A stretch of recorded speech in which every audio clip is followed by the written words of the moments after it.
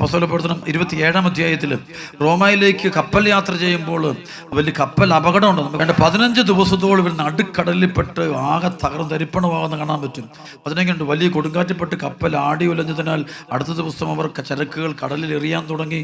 3-ാം ദിവസം അവർ സ്വന്തം കൈകൊണ്ട് കപ്പൽ പായകളും വലിച്ചെറിഞ്ഞു.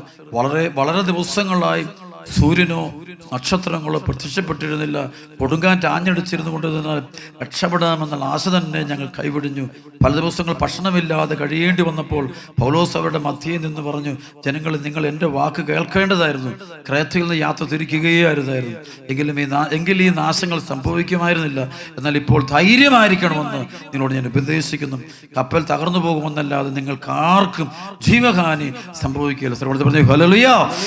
ഈ പരിശുദ്ധാത്മാവ് ഉള്ളവർക്ക് അവർക്ക് കർത്താവിൻ്റെ ആത്മാവ് വരാൻ പോകുന്ന കാര്യങ്ങൾ മുൻകൂട്ടി പറഞ്ഞു കൊടുത്തുകൊണ്ടിരിക്കും. Praise the Lord.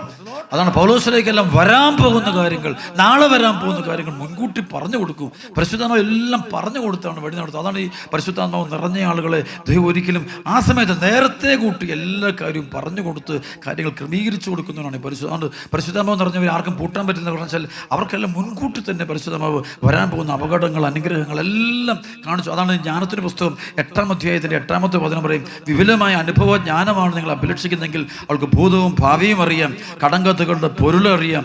അവൾ മുൻകൂട്ടി എല്ലാം കാണുന്നു, എല്ലാ കാര്യം കാണാൻ പറ്റും. സർവ്വത്തിൽ ഹല്ലേലൂയ.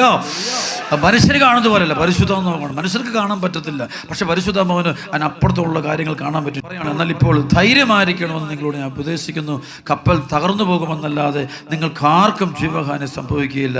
എന്നാൽ ഞാൻ ആരാധിക്കുന്നവനും എൻ്റെ ഉടയവനുമായ ദൈവത്തിൻ്റെ ഒരു ദൂതൻ ഈ കഴിഞ്ഞ രാത്രി എനിക്ക് പ്രത്യക്ഷപ്പെട്ടു പറഞ്ഞു, പൗലോസ്, നീ ഭയപ്പെടേണ്ട, സീസറിന്റെ മുമ്പിൽ നിൽക്കുക തന്നെ ചെയ്യും. നിന്നോടൊപ്പം യാത്ര ചെയ്യുന്നവരെയും ദൈവം നിനക്ക് വിട്ടു തന്നിരിക്കുന്നു. സർവ്വത്തിൽ ഹല്ലേലൂയ.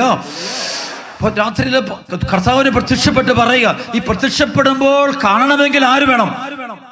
ആ പരിശുദ്ധാത്മാവ് ഉണ്ടെങ്കിൽ നമുക്ക് ദൈവം നമ്മുടെ അടുക്കൽ പ്രത്യക്ഷപ്പെടുമ്പോൾ, ദൈവം നമ്മളോട് സംസാരിക്കുമ്പോൾ നമുക്ക് തിരിച്ചറിയാനും അനുഭവിക്കാനും പറ്റുള്ളൂ. ലോകാരൂപി നിറഞ്ഞവർക്ക് കാണാൻ പറ്റത്തില്ല, ദൈവാരൂപി നിറഞ്ഞവർക്ക് മാത്രമേ ഇത് കാണാൻ പറ്റുള്ളൂ. ദൈവിക ദർശനങ്ങൾ കാണാൻ പറ്റുള്ളൂ, ദൈവാത്മാവിലുള്ളവരെ കാണാൻ പറ്റുള്ളൂ, ദൈവം സംസാരിക്കുന്ന കേൾക്കാൻ പറ്റുള്ളൂ.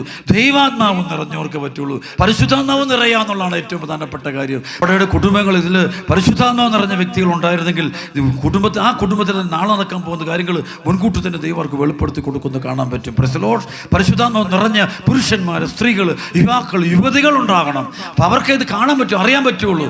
അപ്പം അവരോട് ദൈവം അവർക്കിത് കാണാൻ അനുഭവിക്കാൻ പറ്റുള്ളൂ, ദൈവ ശബ്ദം തിരിച്ചറിയാൻ പറ്റുള്ളൂ.